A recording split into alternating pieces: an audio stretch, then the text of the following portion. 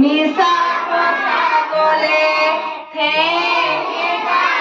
কি হল মিছা মাছ খালে তিল পিঠা দীঘলীয়া ঘিলা পিঠা গোল বিহু হলে খাম দে বজায় এটি ঢোল খৰা শিয়ালৰ বিয়া হ'ল নীলা চোলা পিন্ধি বান্দৰে পিঠা খালে গছৰ ডালত উঠি বান্দৰে পিঠা খালে গছৰ ডালত উঠি নীলা